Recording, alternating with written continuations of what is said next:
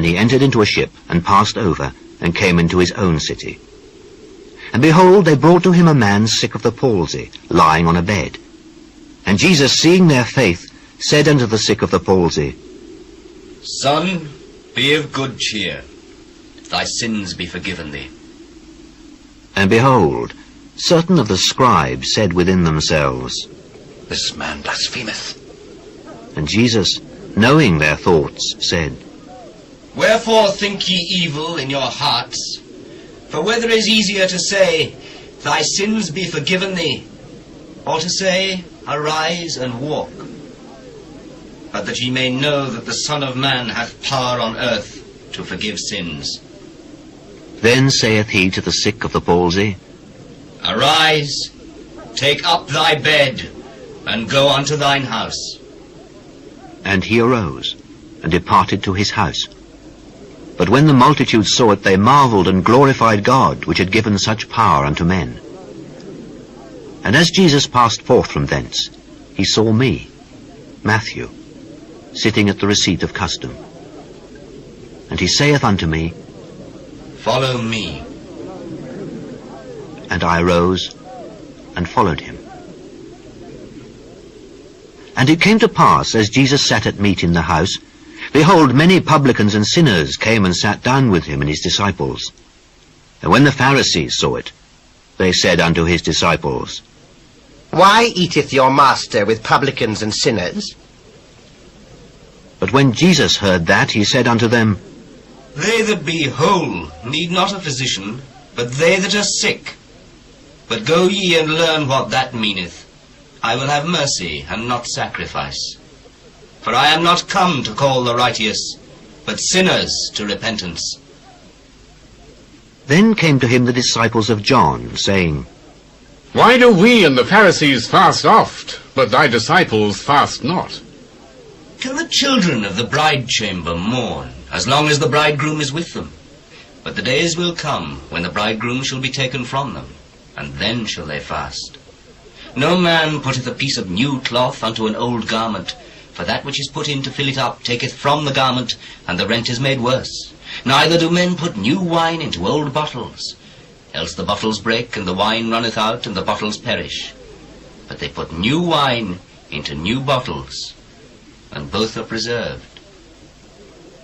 While he spake these things unto them, behold, there came a certain ruler, and worshipped him, saying, My daughter is even now dead, but come and lay thy hand upon her, and she shall live.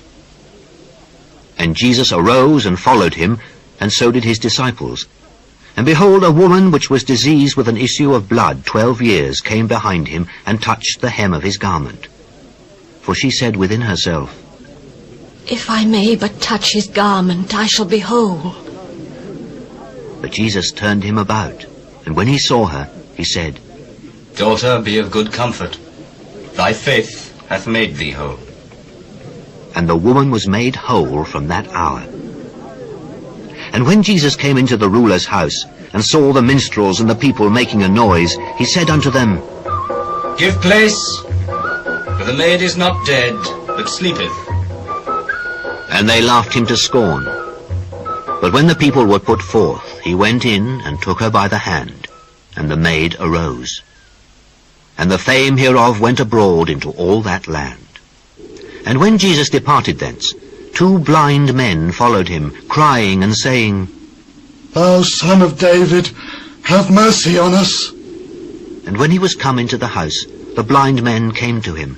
And Jesus saith unto them, Believe ye that I am able to do this? Yea, Lord. Then touched he their eyes, saying, According to your faith, be it unto you.